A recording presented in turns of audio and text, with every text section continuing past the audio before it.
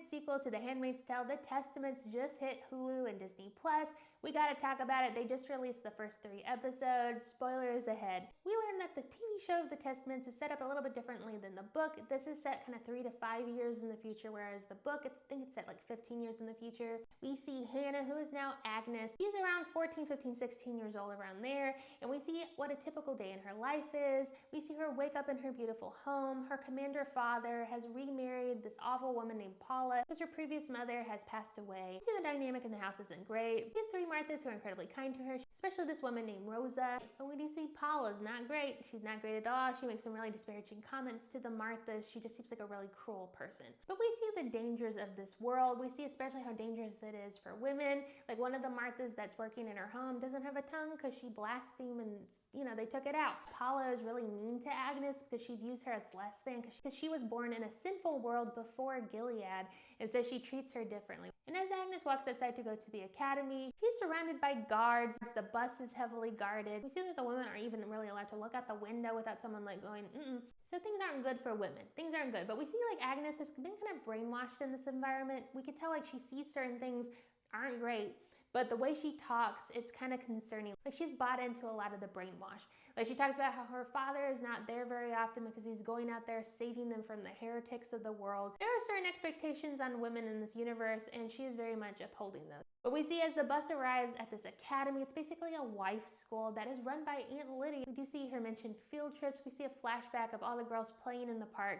But then they're brought to this place where like all these men were unalive. It says basically they kidnapped and essayed a girl. Aunt Vialda, who is almost as bad as Aunt Lydia, basically victim blames this poor girl who was taken out of her bedroom. She loved to be the center of attention, so it just makes sense. So that's why you shouldn't be the center of attention, girls. Just victim blaming stuff. But it's normal for these girls to see people getting punished in Gilead for various sins. We see Agnes make a comment about how they're like morally dangerous to men. They're held responsible when they sin against gods. But we also understand that the commander's daughters are held to a higher regard. We learn a lot about the hierarchy of the girls there at this academy. We learned that the girls who wear purple are called plums. They are basically girls that have not become women yet, and they are basically just learning the ropes of how to become a wife possibly in the future. But there is like this weird threat kind of lingering around them, where if they never become a woman, start their period, then they never graduate to the next step. They start wearing green clothes and they're kind of paraded around to be matched with whoever the eligible man is at the time. There are also girls that are dressed in all white that are referred to as pearls. They are basically converts from different areas of the world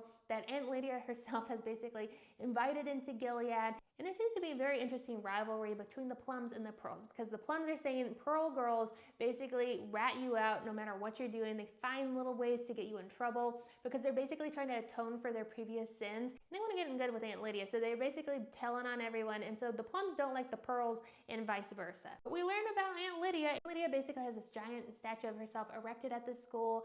We learned that after the war broke out, some people made up their own history, and she definitely made herself seem like a better person, and thus she's getting treated with such respect. And we see like every single day when girls arrive at the academy, they like place some sort of offering at the feet of the statue. It's really weird. We also learn like the girls aren't necessarily like learning anything academically. They're basically getting taught how to sew, they can paint, they can do different things. There are scripture classes, but no one's allowed to read, so they're not like reading it for themselves.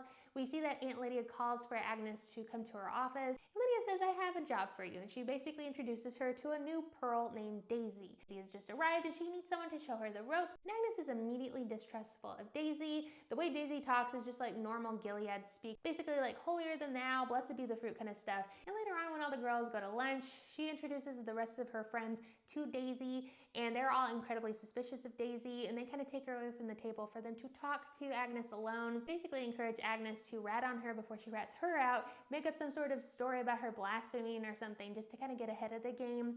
Agnes's friends are interesting. She does have one best friend that she's not technically allowed to call her best friends because they say best friends keep secrets and secrets are sin.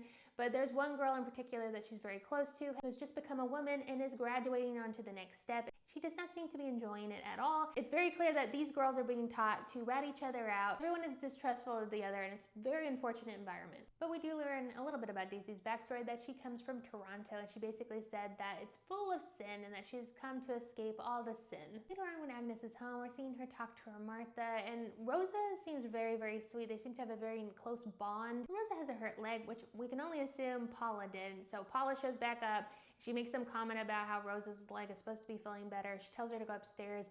She makes some comment because Paula rides horses, and she says, like, if a horse has a hurt leg, we just shoot it. And so clearly she looks down on Martha. She does not respect them at all, and she's just an incredibly cruel person. Next day at the academy, we see all the Plums plus Daisy have been called to the dining hall to see something terrible. They see that a man, one of the guards that we'd seen previously in the episode, giving weird eyes to Agnes, he has been captured. And one of the aunts lets them know, like, oh yeah, he was seen pleasuring himself because he was lusting after the girls. She also victim blames the girls, and she's like, you know, it's sinful to entice men. But what should we do with him? All the girls start pointing at him and screaming because clearly they want to see him being punished. Daisy is completely thrown off by this. We see the guards attach his arm to this table saw, and he starts getting his arm sawed off. It's really gross. And Daisy is immediately like, oh my gosh, I gotta get out of here. So she runs away and she throws up in the hall. Agnes approaches her and she's like, hey, are you okay? What the F, man? What's going on? And she starts cussing because she's like, what is happening here? That's crazy. And then Agnes is like, what? Because you're not supposed to cuss. So Daisy immediately is like, oh no, please don't tell anyone. Please don't tell anyone. Because we know that, like, sometimes the punishment for cussing is like taking your tongue out, stuff like that. So Agnes basically tells her, like, your secret's safe with me. Later on that night, though, we see Daisy in her bed. She's basically sleeping where the handmaids slept on this long row of beds, but we see her pull out a radio from one of the beds. She's listening to it, and we learn that she is in Mayday. She's listening to messages from Mayday, so we know that she's undercover and that she has a bigger mission at hand. Then we get a June sighting. We see a flashback of Daisy in Toronto. She walks in a store, and June is there. And that's how the first episode ends. The next episode starts with Agnes getting her period. Learn more about kind of how women are viewed. A lot of girls are never given that gift, and they are viewed as worthless and less than, but she does get her period. She goes downstairs to tell someone, and unfortunately Paula's the first one she sees, and she's like, what are you doing? And Agnes gives her this speech that clearly all the girls have been taught, you know, to give when it's their time. And Paula's like, okay, blessed be. And so she sits her down, and she kind of teaches her a little bit about what to do when you're on your period. She does mention that her mother left her something before she passed away, and it's like this embroidered pad cover thing. We see like a flashback between Agnes and her adoptive mother, and clearly her adoptive mother really cared about her, really loved her, but she's still growing up in this terrible environment, and it just makes me sad that she doesn't really know who June is. Paula lets the Marthas know, like, okay, now she has to go to the dentist, she has to get ready, she has to go to a tailor. We have to make her look as appealing as possible because now it's her job to get married off to some random guy. When Agnes gets to school, she kind of gives Daisy the cold shoulder, which freaks Daisy out a bit, and she runs to the bell tower and rings the bell, and it's clear like all the girls who get their period have to ring the bell to signify, yay, I'm a woman now, look at me. So we see her go outside, and all the girls have arrived after they heard the bell. They're celebrating her like, hey, it's your special day. And she goes inside, and unfortunately all the Plums get called into a room because Daisy has decided to rat on herself and say like, hey, I blasphemed. We see all the girls get into a circle, kind of like we've seen in previous episodes of The Handmaid's Tale. Daisy has a mouth covering, and Anne is basically asking everyone like, what should we do? And everyone's like pointing their fingers, calling her a dirty girl, stuff like that, like shaming her. Agnes is getting in her face and screaming at her and like saying really bad things. And then finally Daisy says she was in the room too. She was there. She heard. She didn't tell anyone. And Agnes also gets punished, and we see them in the bathroom. They were getting forced to wash their mouth out with like this soapy substance that's not technically soap, I don't think. The trust is kind of broken now. Daisy's like, let me work on it. We see Agnes go to the dentist, who is like her best friend's father, who's really creepy, and he basically asks her like, hey, can you help my daughter like feel more comfortable during this process? Oh, and by the way, you're looking really good. And he kind of like molests her a little bit in the dentist chair. It's really gross. And so I think Agnes is finally getting wise to the fact like, oh, you are property in these men's eyes. Like, these men are gonna say inappropriate things because they view you as their property. Later on, we see Daisy has drawn a map of the school and hidden it somewhere. But Agnes goes home and she tries to go to sleep and says she has nightmares of whoever her future husband is. She's like, I don't see his face, but she's having nightmares of some faceless man. She gets woken up in the middle of the night by the aunts, and she's told to come with them. She arrives at the academy and she's brought to the pool, and there's like this whole ritual. It's almost like a baptism thing where they're celebrating that she's finally a woman and she's finally eligible to become a wife. Later on, we see her talking to her best friend, and her best friend discloses to her like she does not want to be a wife. She doesn't want a husband. She doesn't want any of this. She hates it. And Agnes is really confused because she's like, this is the whole thing we've been taught this entire time. Like, we're going to be wives. Like, this is what we need to do. And then the next morning, we see Agnes go home, and her stepmother has told her, like, hey, your commander father has requested you to come into his room. You have to tell him the big news. This is so creepy. She goes to this huge room full of, like, gross old men, and she's walking around and all the men are like looking her up and down and being really inappropriate. She has to kneel in front of her father and give the same speech she gave to her stepmother about like, you know, she's a woman now.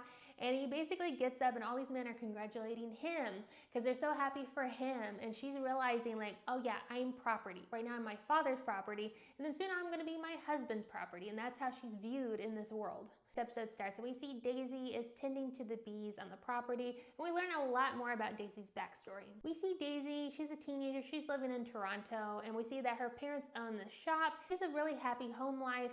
We see she has a boyfriend. We see her mother kind of joking around, asking questions about her relationship with her boyfriend, and later on we see her talking to her boyfriend, how she says, she's like, oh yeah, I lied to my mom, I didn't tell her, like, we're doing it. It needs to be a healthy dynamic between her and her parents. But later on that night, she's riding her skateboard home. It's dark, and we see that someone has attacked the store. Someone has unalived her parents, and she is completely distraught. We flash forward to present day Gilead. All the girls are getting kind of rounded up to go on this bus to go visit one of their previous classmates who is now a commander's wife. While they're on the bus gets attacked by Mayday, and Daisy kind of takes things into her own hands. She kind of protects the other girls. She protects Agnes, and all the girls get escorted off the bus, and they're all hiding in the shop. We see Daisy kind of looking around like she was aware something was going to happen.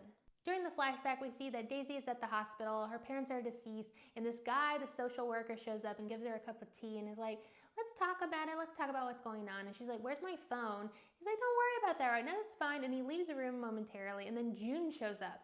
And she's like, we gotta go. And Daisy's like, what, are you also a social worker? And she's like, no, did someone in here saying they're a social worker? They're not, let's go. And she like takes the tea and she's like, don't drink that. So they escape the hospital. Daisy very confused as to who June is, but she follows June and they go to a hotel, and June is explaining what is going on. She basically tells her, hey, your parents were a part of Mayday. Daisy's so thrown off by this because she's like, they can barely use their phone. What do you mean they're a part of Mayday? But she says that Gilead is after her because they view her as theirs, and they are not going to hurt her, but they want to take her back to Gilead, and that's what she's doing. She's trying to protect Daisy from Gilead. And Daisy's like, I want a phone, I want to go out there, I want to talk to my boyfriend, and June's like, you can't do that. But Daisy waits till June is asleep, and then she sneaks out of the hotel. She approaches her boyfriend, and she tells him like what's going on, and he's like, let me go tell my parents, let's go tell the police. You don't know who this woman is, but she's starting to get really antsy. She's like, oh no, I gotta go. And then she realizes what June has said earlier in the episode, your life as you know it is done. It's changed forever, and you're not gonna be the same person. She jumps out the window while her boyfriend goes downstairs to tell his parents, and she runs to June on the street, and they have like this very nice moment. In present day, we see the girls have finally made it to the commander's house. They're visiting with their previous friend, and her life seems lovely. Like, she has a lovely house. She's decorated the way she wants to. You know, she talks about her husband, and like everything seems all fine and dandy. And then he does come home while they're eating lunch, and you know, he's like handsome, and all the girls seem like, hey, your husband.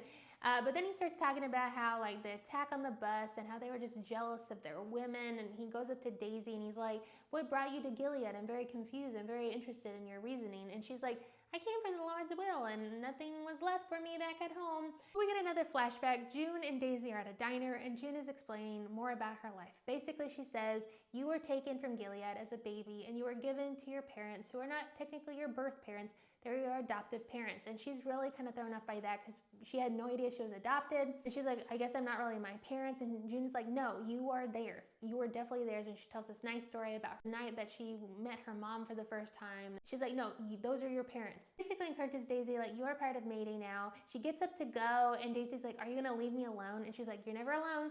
Mayday has been there from the very beginning for you, and they're still here. Someone's gonna come get you, but you are never alone. And so we see June leave Daisy in this diner, kind of wondering what the future holds for her. But we do learn Daisy has joined Mayday. And we see a moment back in present day. She's approached one of the guards that was at the bus, and we learn that he's also on Mayday, and she gives him the map that she made. And she's like, I need to speak to June. And he's like, who's June? So we do see Daisy's kind of out of her element. She seemingly is alone, but again, she's never alone. She's a part of Mayday. She has a bigger purpose, and I cannot wait to see what that is. But the first 3 episodes, I thought they were really good. I think it sets up this environment really well. It kind of sets us up for this dynamic between Daisy and Agnes. We're going to see them get closer together. I can't wait to see Agnes get involved with Mayday. I really hope she's a big part of that. But there are some things that she definitely has to unlearn about what she's been taught. So it was great to see June again. I was so excited when we saw her in the first episode. I really can't wait to see the rest of the show. What do you think? Did you enjoy the first 3 episodes?